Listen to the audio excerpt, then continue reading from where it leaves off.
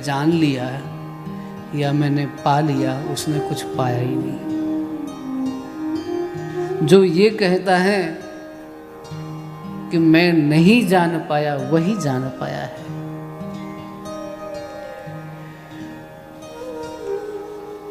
ब्रह्मा जी ने केतकी को पुष्प को मध्य में रख करके अपनी साक्षी दिलवा दी और बोले कि मैं विजयी हो गया हूं। तभी वह स्तंभ देखते देखते सूक्ष्म हो गया, वीर के आकार में हो गया और भगवान शिव का वह चिन्मय विग्रह, और उससे एक दिव्य आवाज आई कि ब्रह्मा जी ने झूठ बोला है, इसलिए ब्रह्मा जी का अर्चन पूजन बंद। ये उनको भगवान की ओर से आदेश मिल गया कि जिसने सत्य बोला है पूजा उन नारायण की होगी, लेकिन जिसने असत्य का आश्रय लेकर के भगवान नारायण को पराजित किया है, तो जिसका आश्रय लेकर के मुझे पराजित किया है उसकी भी पूजा नहीं होगी।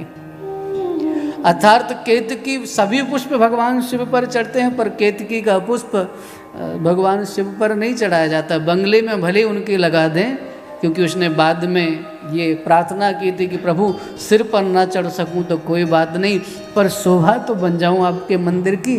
अरे कोई बात नहीं, आपको मैं प्रसन्न ना कर सकूं तो कोई बात नहीं, पर कभी शिव जी का भी मंडप बने, कभी शिव जी की भी पूजा हो, तो उस पूजा के समय कम से कम मैं मंडप में तो लग जाऊं, मैं मंडप की तो शोभा बढ़ा दूं। तो शिव जी ने कहा ये तो ठीक है, तुम्हारा मंडप तो बन जाएगा, मंडप में तो तुम्हारी सेवा हो जाएगी, पर तुम हमारी सेवा में कभी अन्य सेवा में समर्पित नहीं हो पाओगे। भगवान शिव ने आश्वासन दिया और शिव के आश्वासन से, शिव के वरदान से नारायण की पूजा हुई। ब्रह्मा जी को ये भगवान ने मानो दंडित कर दिया कि तुम्हारी पूजा नहीं होगी। फिर ऋषियों ने पूछा, सूत जी महाराज वो जो स्तंभ था उसका क्या हुआ? बोले उसका सूक्ष्म स्वरूप हो गया, और सूक्ष्म स्वरूप से वो शिवलिंग के रूप में प्रकट हो गया, और उस शिवलिंग के लिए सबको आदेश दे दिया, ब्रह्मा जी आप पूजा करोगे, नारायण भी पूजा करेंगे, देवता भी पूजा करेंगे। शिव पुराण में ये विविध प्रकार से आया है कि अलग अलग प्रकार से कौन कौन भगवान शिव की पार्थिव शिवलिंग की पूजा करते हैं, या अन्य प्रकार के शिवलिंगों की अलग अलग पूजा। और शिव जी का विग्रह कैसा होना चाहिए, उनकी जो पीठिका है, कई बार हम लोग क्या करते हैं कि भगवान का जो विग्रह है, वीर विग्रह है उसको कहते हैं यहाँ पर, उस वीर विग्रह को तो हम ले आते हैं, किसी ने चांदी का रख लिया, और जो नीचे की वेदिका है उस वेदिका को किसी और धातु का बना दिया, ये गलत है।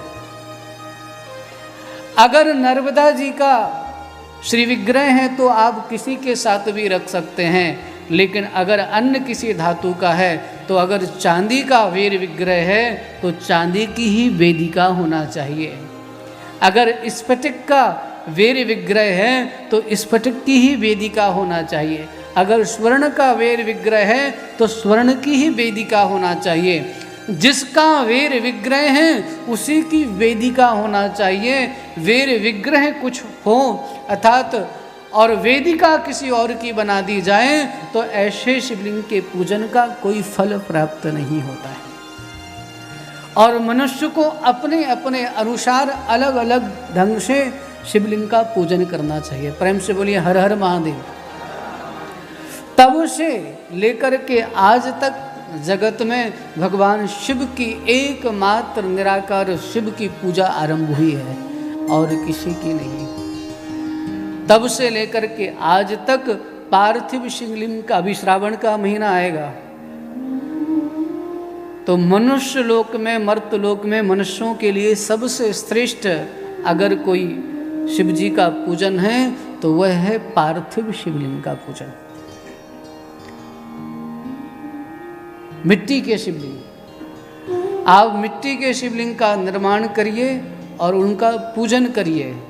पूजन करते समय शिवलिंग को माथे से स्पर्श करिए और फिर पूजन करने के उपरांत उनका विसर्जन कर दीजिए। शिव पुराण में गृहस्थाश्रमों में रहने वाले लोगों के लिए जितने विधि विधान का वर्णन किया गया है शायद अन्य किसी पुराण में नहीं किया गया है।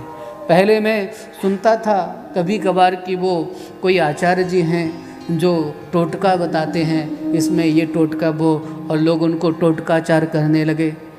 लोग गलत है ये, क्योंकि वो जो बताते हैं मेरी समझ से शिव पुराण में लिखा हुआ है। ऐसा नहीं कि वो मनमुखी ढंग से बता रहे हैं कि अपने मन में आया और बता दिया। जब मैं अध्ययन कर रहा था तो बहुत सारे ऐसे इसमें नियम हैं जिन नियमों को इसमें उद्धरण किया गया कि ऐसा करेंगे तो ऐसा होगा।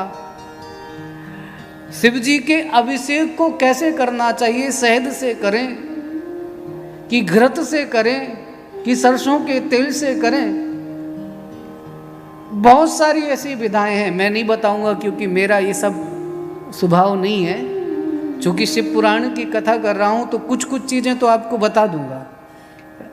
अगर सरसों से हम करते हैं, सरसों से अगर हम शिव जी का अभिषेक करते हैं तो शत्रुओं का पराभव होता है। घृत से करते हैं अगर रुद्राभिषेक तो कुल की वृद्धि होती है। यव से करते हैं तो कुछ, यहां तक कि मैंने तो इससे पहले कभी देखा और सुना भी नहीं, पर इसमें पढ़ा है कि गेहूं से भी रुद्राभिषेक होता है। मुझे आश्चर्य हुआ कि इससे पहले मैंने तो कभी सुना नहीं, पर गेहूं से, सरसों से, अन्यान्य पदार्थों से भी अलग अलग ढंग से भगवान शिव का रुद्राभिषेक होता है। और शिव रुद्राभिषेक की इतनी पद्धतियां यहाँ पर सूत जी महाराज के द्वारा बताई गई हैं कि अगर मैं आज बताऊंगा तो मुझे लगता है आप कल सोचोगे कि अब आज तो बता ही दिया है, कल क्या बताएंगे फिर, और कल उत्कंठा आपके मन में नहीं बनी रहेगी। तो शिव जी की पार्थिव शिवलिंग पूजन की विधि अलग अलग से, शुक्ला जी अलग अलग प्रकार से, रुद्राक्ष की माला का महत्व और कौन सा रुद्राक्ष हमें धारण करना चाहिए।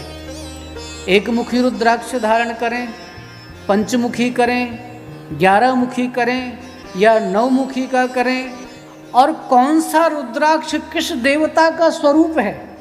हाँ जितेंद्र जी, जो रुद्राक्ष है वो 11 मुखी जो रुद्राक्ष है वो किसका स्वरूप है, नवमुखी रुद्राक्ष किसका स्वरूप है, चतुर्मुखी रुद्राक्ष किसका स्वरूप है, 1 से लेकर के 11 पर्यंत कौन सा रुद्राक्ष किस देवता का स्वरूप है और उसके पहनने से, उसके धारण करने से क्या होता है, उसकी महिमा।